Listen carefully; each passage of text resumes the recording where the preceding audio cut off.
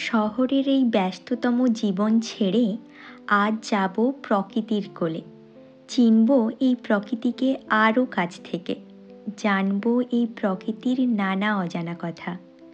নমস্কার, কেমন আছেন সবাই? ক্যানভাসে সোনালি কথার নতুন একটি ভ্লগে আমি সোনালি আপনাদের স্বাগত জানাই। ঘড়িতে বাজে এখন সকাল 8টা। সবাই রেডি হয়ে হোটেলের এই সেকেন্ড ফ্লোরে থাকা ক্যান্টিনে এলাম ব্রেকফাস্টের জন্য। চলুন এবার দেখি ব্রেকফাস্টে কী কী রয়েছে। এই যে প্রথমেই আছে ডিম আর সাথে মূলো দিয়ে কিছুটা ভুজির মতো, আর এই যে লাল লাল দেখছেন এগুলো সসেজ। তার সাইডে রয়েছে কিছু স্যালাড, তবে এটা যে কি আমি ঠিক বুঝতে পারছিলাম না। আর এখানে রয়েছে রাইস, তার পাশেই আছে বাটার, জ্যাম এইসব আর কি, ব্রেড দিয়ে খাওয়ার জন্য।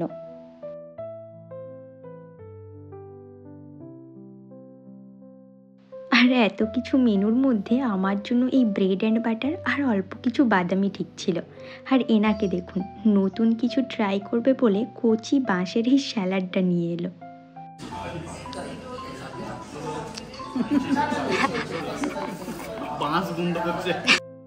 ব্রেকফাস্ট করেই হোটেলের কাছে থাকা এই তাইপেই ব্রিজ মেট্রো স্টেশনে এলাম মেট্রো ধরবো বলে। কিন্তু আমরা যাচ্ছিটা কোথায়? সেটা তো আপনারা এই পুরো ব্লগটা দেখলে তবেই জানতে পারবেন, তাই না? মেট্রো স্টেশন থেকে বেরিয়েই এরপর আমরা চললাম তাইপেই মেন বাস স্ট্যান্ডে। আসলে আগে থেকেই একটা ট্যুরিস্ট বাস আমরা বুক করে রেখেছিলাম। আজ ওই বাসে করেই তাইওয়ানের কয়েকটা জায়গা আমাদের ঘুরে দেখার প্ল্যান রয়েছে।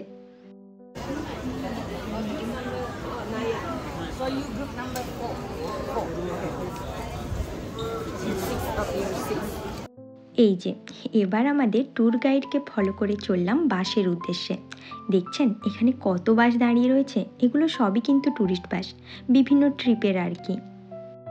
আর এই হলো আমাদের বাস, চলুন এবার উঠে পড়ি।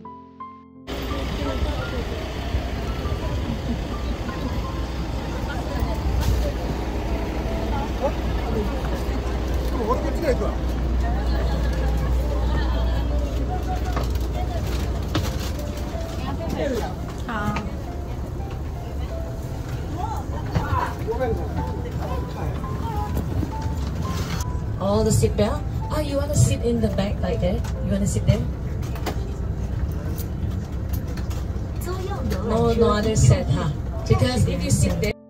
শহর ছাড়িয়ে এবার আমরা আস্তে আস্তে এগোচ্ছি পাহাড়ের দিকে।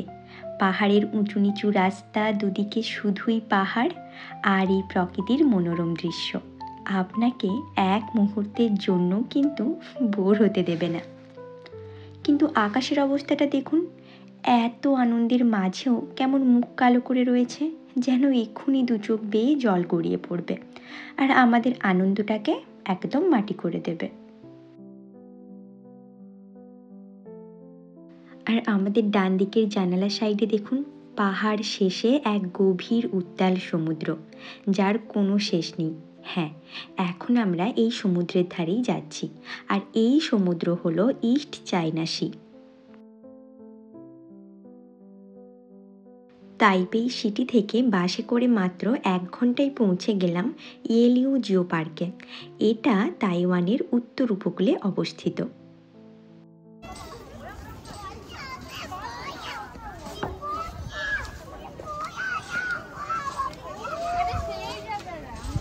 চলো উপরে চলো, উপরে চলো।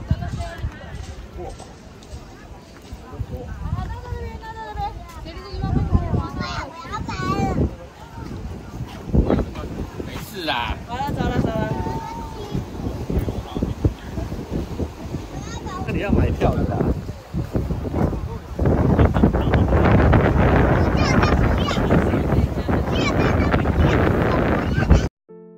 এখন আমরা চললাম ইয়েলিউ জিও পার্কের সব থেকে অ্যাট্রাকটিভ প্লেসে, যেখানে রয়েছে Queen's Head Rock, Mushroom Rock, Pineapple Rock, Giant's Kettle এইসব।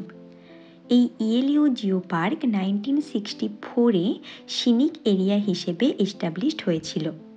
এটা দাতুন নামক কোনো এক পাহাড়ের অংশ যা সমুদ্র পর্যন্ত বিস্তৃত ছিল। তবে আবহাওয়ার পরিবর্তন, টেকটনিক প্লেটের সঞ্চালন, সামুদ্রিক ক্ষয় এইসব নানান প্রাকৃতিক কারণে ওই পাহাড়ের সমুদ্র তীরবর্তী কিছু অংশ আজ বিভিন্ন পাথরের রূপ নিয়েছে, যার ফলে তাইওয়ানের এই ইয়েলিউ নামক জায়গা আজ পৃথিবীর মানচিত্রে জিও পার্ক হিসেবে পরিচিত হয়েছে।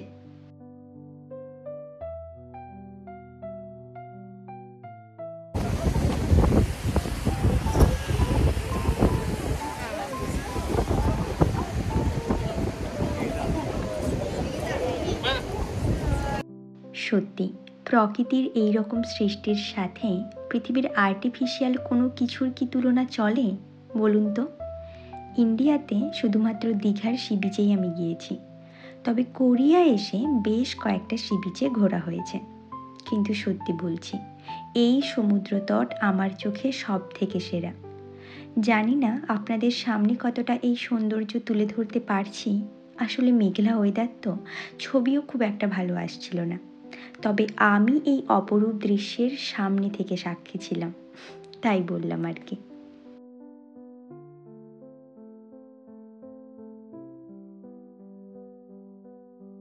আর এই হলো সেই iconic image Queen's Head rock.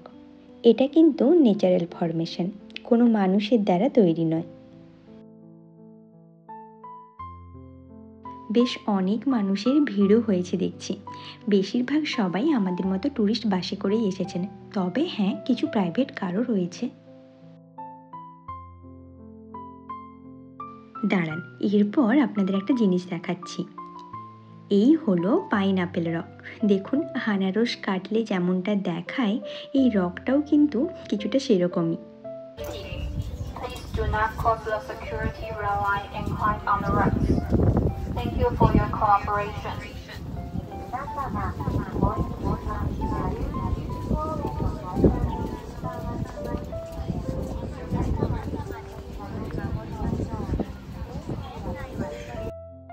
এরপর আমরা যেখানে যাচ্ছি সেখানে রয়েছে মাশরুম রকস। যদিও এটা একদম ঢোকার মুখেই ছিল, কিন্তু আমরা স্কিপ করে এদিকটাতে চলে এসেছিলাম। আর এই দেখুন মাশরুম রকস, কি কিছুটা মাশরুমের মতো দেখতে লাগছে কিনা আপনারাই বলুন। মাশরুমের ওপরে যেমন ছাতার মতো থাকে, দেখুন এখানেও ঠিক তেমনটাই রয়েছে। বিভিন্ন শেপের অনেকগুলোই রয়েছে দেখছি এখানে। প্রকৃতির এইসব সৃষ্টি দেখে নেচারেরও যে একটা আর্টিস্টিক ক্ষমতা রয়েছে, সেটা আপনাকে বিশ্বাস করতেই হবে।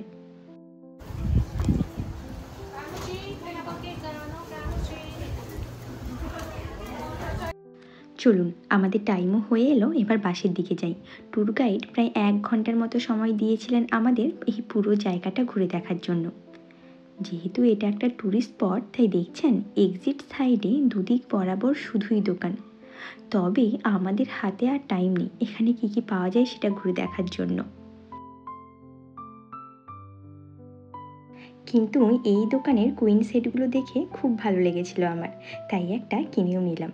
যতই হোক, দিন শেষে এগুলোও তো এক একটা স্মৃতি হয়ে থাকবে বলুন। এই যে ইয়েলিউ জিও পার্ক থেকে এবার আমরা চলে এলাম আমাদের নেক্সট ডেস্টিনেশন পিংসি ল্যান্টার্ন ফেস্টিভ্যালে। এই পিংসি হলো নর্দার্ন তাইওয়ানের একটা মাউন্টেন ভিলেজ, যা ল্যান্টার্ন ফেস্টিভ্যালের জন্য খুবই ফেমাস। এখানে ভিজিটার্সরা এসে তাদের ব্লেসিংস অ্যান্ড উইসেসগুলো ল্যান্টার্ন পেপারে লিখে ল্যান্টার্নসগুলো মুক্ত আকাশে উড়িয়ে দেয়, তাদের ইচ্ছেগুলো পূরণ হওয়ার আশায়।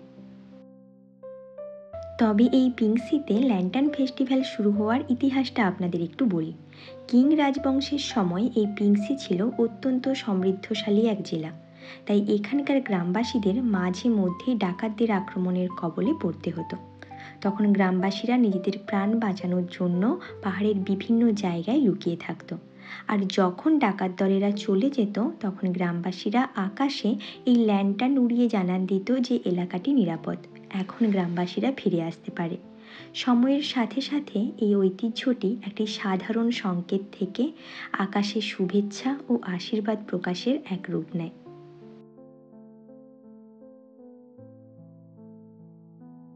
এরপর আমরা একটা দোকানের এই দিকটায় এলাম ল্যান্টার্ন পেপারগুলোতে আমাদের উইশগুলো লেখার জন্য।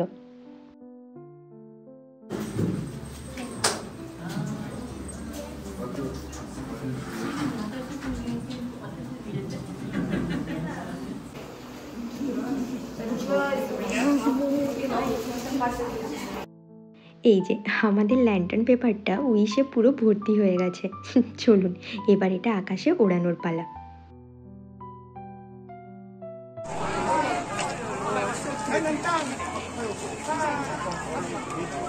হ্যালো।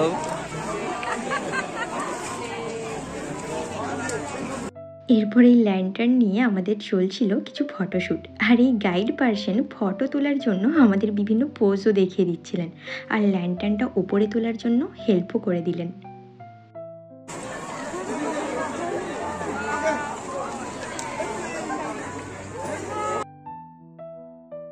Hold on.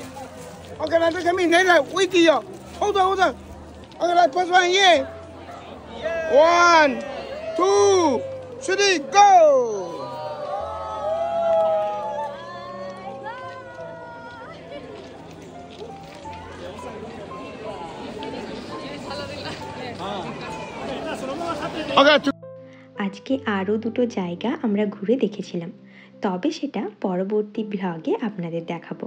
আর আজকের এই ব্লগটা এখানেই শেষ করছি, দেখা হবে অন্য একদিন। আর আজকের এই ইএলইউ জিও পার্ক আর পিংসি ল্যান্টার্ন ফেস্টিভ্যাল দেখে আপনাদের কেমন লাগলো তা অবশ্যই কমেন্টে জানাবেন। ভালো লাগলে একটা লাইক ও শেয়ার করে দেবেন। আর আমার চ্যানেলে যদি নতুন হন তাহলে চ্যানেলটিকে প্লিজ সাবস্ক্রাইব করে রাখবেন।